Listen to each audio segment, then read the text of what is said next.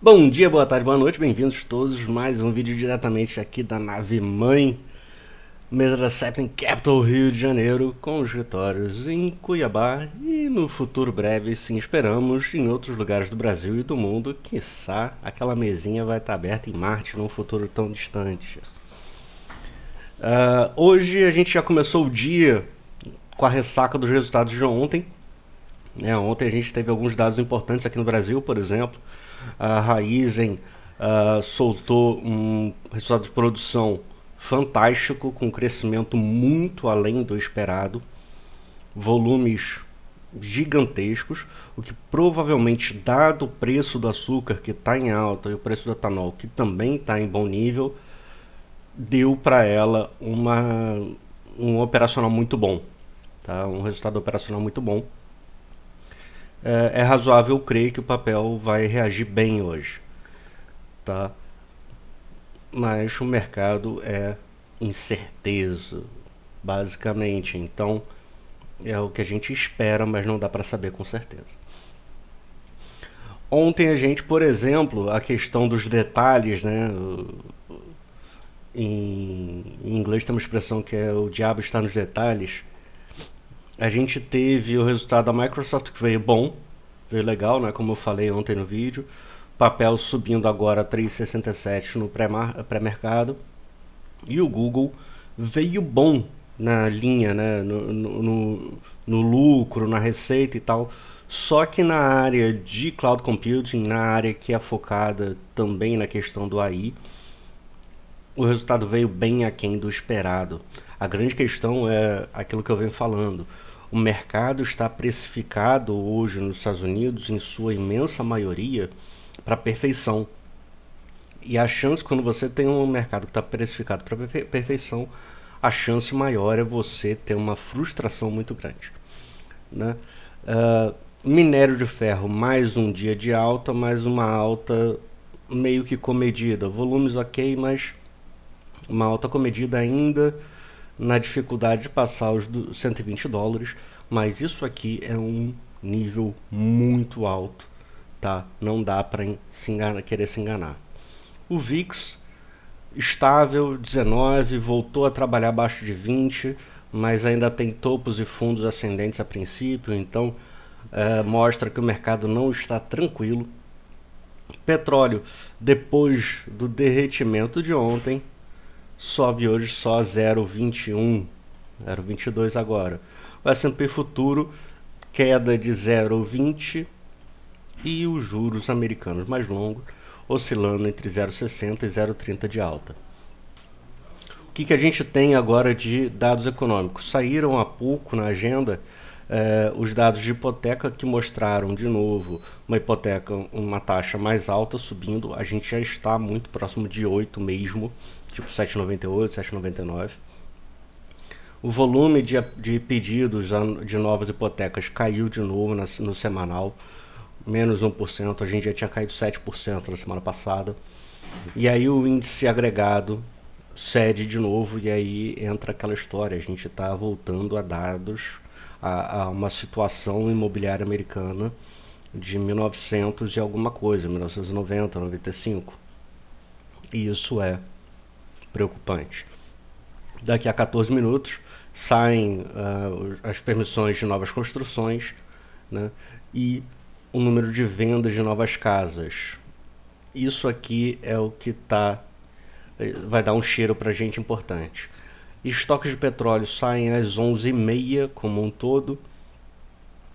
E vamos ficar olhando o leilão da nota de 5 anos, tá, às 2 horas. Ontem tivemos um que meio que passou, foi mais ou menos ok.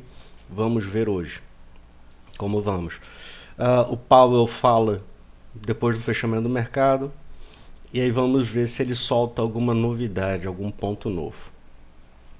De resultados importantes, hoje a gente tem no fechamento, tá, a Meta e a IBM. São duas empresas de tecnologia que são um tanto quanto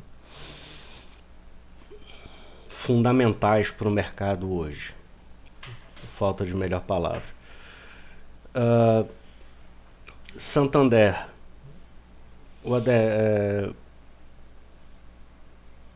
saiu, né, o resultado do banco lá fora. Entendo que o resultado aqui dentro vai ser um cocô, um bom número, já venho falando isso, tanto é que estava no short, nas carteiras long short. Nisso eu não vejo o Santander numa boa situação no mundo, inclusive. E no decorrer do dia a gente vai ter mais alguns dados saindo, resultados saindo, mas o que a gente tem de pesado que é importante pra gente é o resultado da Meta e da IBM, tá? Alguns dados, como da Blackstone Mortgage, já saíram. Um cheirinho do que está acontecendo. Foi um bom resultado. Lembrando que a gente está falando já do passado, né? E realmente não temos nada muito mais sexy aqui no meu radar. Todo dia de noite eu olho isso aqui para ver as empresas como é que estão indo. Por exemplo, o United Bancorp é um negócio que me interessa, mas a gente não tem a data de saída, o horário de divulgação. Amanhã a gente tem de noite a Amazon, a Mastercard, a Intel e a UPS. A UPS logo de manhã. De noite a gente tem aqui dentro amanhã a Vale, tá? E muito interessa pra gente, inclusive quero ver se eu faço alguma coisa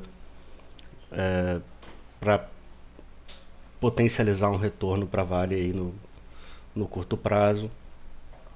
E a gente vai ficar olhando com muito cuidado o dia de hoje. Das coisas que sedimentam a questão da minha percepção de já estarmos num quadro um pouco mais recessivo, nos Estados Unidos já recessão, saíram alguns dados das empresas de luxo, Gucci, Dolce Gabbana e por aí vai, e elas estão com uma queda nas vendas em média próxima a 10% na comparação ano a ano, né? Isso basicamente é a inflação pegando a galera. Se pega inclusive a galera que consome luxo, é porque está pegando todo mundo, né? Então a ideia de uma economia com consumidores fortes e ávidos e tudo mais se esvai também nessa leitura. E uma coisa que saiu ontem saiu o resultado da GM, da General Motors.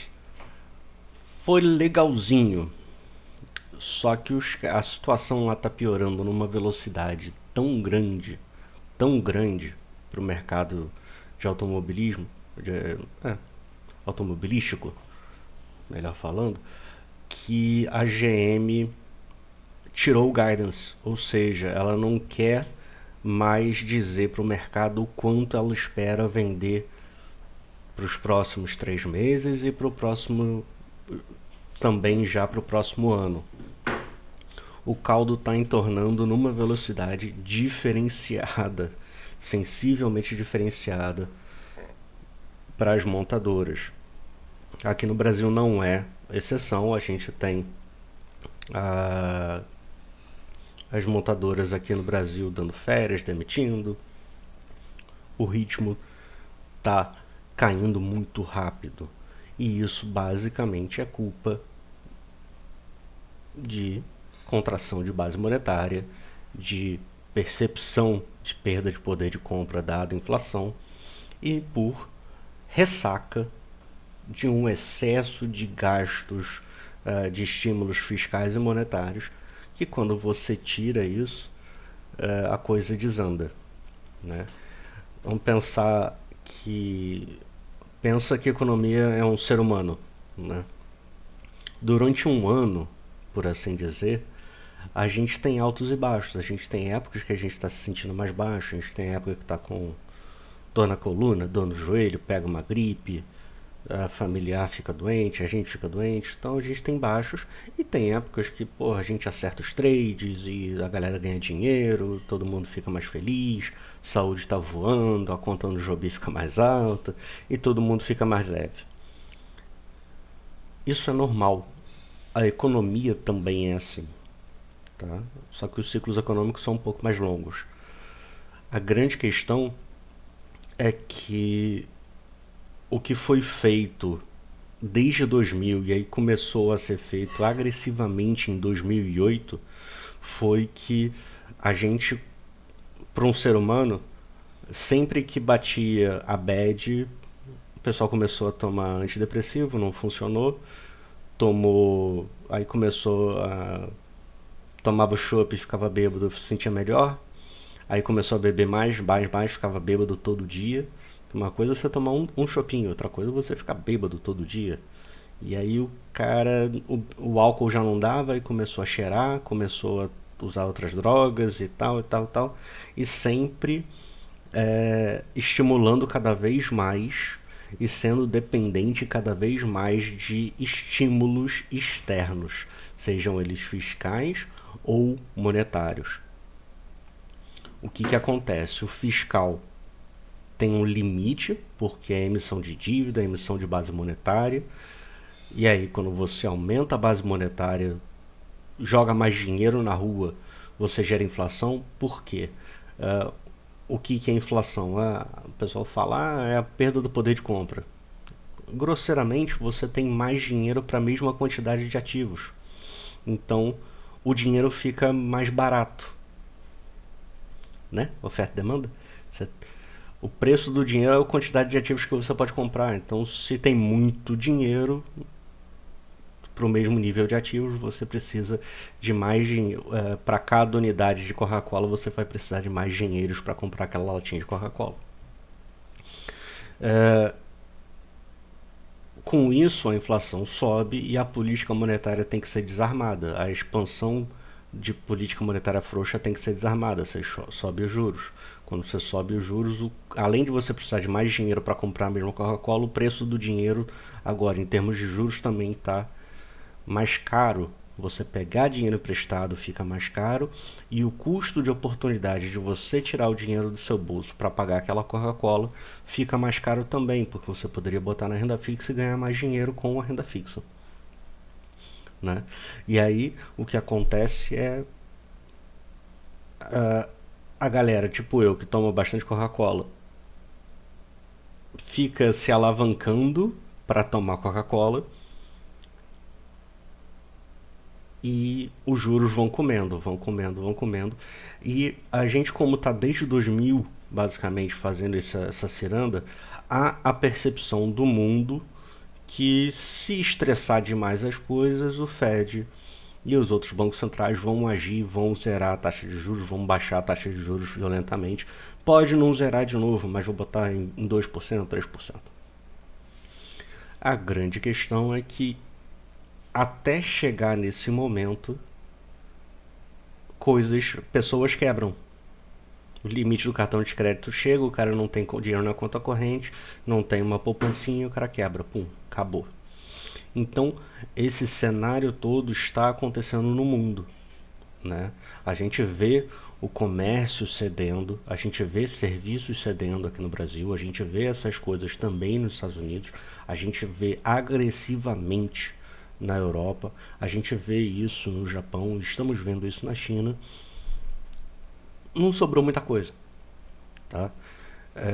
Então, ou partimos por uma aceitação de temos que organizar a casa, temos que pedir menos comida, comer mais pão com manteiga e comer mais miojo em vez de sair para restaurantes caros.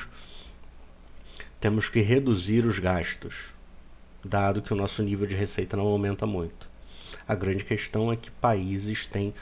Isso é de qualquer país, de qualquer governo, tá? Exceto em momentos de crise, onde você tem uma liderança brilhante e firme, não existe ajuste fiscal, não existe esforço fiscal no lado da despesa. dos gastos, você tem despesa, esforço fiscal que não é do governo, é da população, que é aumento de impostos. E é o que a gente está vendo aqui no Brasil e é o que muita gente está começando a querer fazer nos Estados Unidos, só que a briga lá está mais difícil. Mas aqui no Brasil tem a questão dos fundos offshore, os fundos exclusivos, aí soltou um, dado, uma nota falando que vai compensar a perda de ICMS para os estados do Nordeste. E aí, em compensação, o governo sancionou hoje um piso menor do que o combinado para enfermagem, o piso nacional. E aí entra essa ciranda de cobertor curto, mas sempre com um viés de tentar aumentar a carga tributária, aumentar os impostos recolhidos, tá? Com isso você desestimula cada vez mais a população, você estimula a elisão fiscal, você estimula a evasão fiscal. Pessoal, é o cara tirar o dinheiro e não pagar, e outra coisa é o cara burlar o sistema e não pagar mesmo. O cara tira do Brasil e fica organizando para tentar usar inclusive a legislação para não pagar imposto. Isso tudo não é positivo, tá? Também porque você acaba emburacando cada vez mais a arrecadação e o crescimento do país. Um exemplo muito interessante que a gente tem muito perto da gente é a Argentina, onde a resiliência da população com relação ao aumento de impostos é maior do que a do Brasil. Então o governo foi gastando, não foi conseguindo aumentar a arrecadação. O Estado foi ficando cada vez mais inchado. Hoje quase 50% das pessoas empregadas na Argentina são funcionárias de alguma esfera, de algum braço do governo, né? E isso é uma conta que não fecha. E aí, então, a gente tem essa briga toda de déficit gigantesco, impressão de dinheiro à torta esquerda, juros gigantescos e inflação de 120, 130, 140% no ano. Então, é uma situação muito delicada. Vamos observar com muita calma, porque tirando as grandes empresas de tecnologia, no ano, basicamente todos os bancos do mundo, Goldman Sachs cai, Bank of America cai, Morgan Stanley cai pra caralho, JP Morgan tá meio que subindo, mas tá de lado. E olha que esse é o maior banco do mundo e um dos mais eficientes do mundo. Olha que merda. Deutsche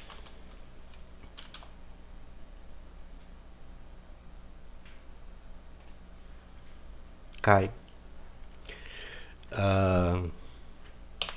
Citigroup cai pra caralho. E por aí vamos. Se os grandes bancos do mundo estão caindo, as margens estão apertadas, as condições financeiras estão muito piores, não é razoável crer que tenhamos uma vida muito boa para frente. Então, ainda mantenho que nos próximos não muitos dias podemos ter um evento de crédito.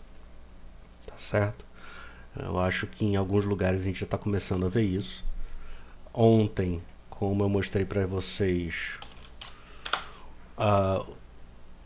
o setor de utilities subiu muito. Isso aqui é igual funciona lá, funciona aqui. É aquela coisa de em mercado estressado eu vou pro setor defensivo. Qual setor defensivo? Elétricas, saneamento e tudo mais. É que o passado não muito distante do Brasil provou pra gente que elétricas e saneamento são muito sensíveis a mudanças governamentais aqui no Brasil, então isso perdeu um pouco do charme. Mas nos Estados Unidos isso é uma coisa um pouco mais solidificada e isso está começando a acontecer. né? A gente teve uma alta grande do, uh, do utilities, enquanto a gente não teve, por exemplo, do Russell 2000, que são as 2.000 maiores ações, quase no equal weight. Olha que bonitinho, fez bonitinho. O pessoal sacaneia.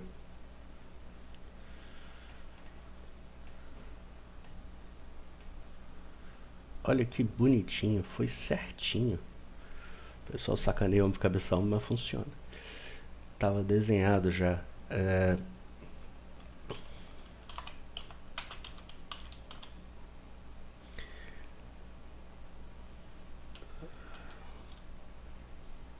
Tava querendo ver se eu achava o S&P que tirava as 7 grandes. Mas de qualquer jeito vamos fazer aqui um...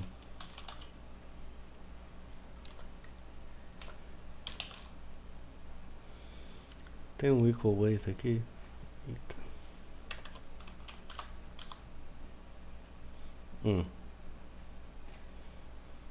O S&P 500 e o SPX. Vamos botar os dois ETFs, né? Essa é a diferença. O S&P equal weight, ou seja, todo mundo tem o mesmo peso, as 500 empresas têm o mesmo peso, está caindo 3,77 e o S&P no ano está subindo 8. Exclusivamente por causa das Magnificent Seven, né? Meta, Facebook, Meta, Google, Tesla, Amazon, Nvidia e por aí vai. Então é uma situação de extremos, uma disparidade muito grande. Notem que historicamente isso está bem colado e de repente subiu muito, tá? Preocupa, ficamos de olho, essa conta fecha e não vai demorar muito, tá certo? Porque a sustentabilidade do mercado não está tão legal assim. Belezinha? Começamos então o dia de hoje, eu tenho um call daqui a pouco.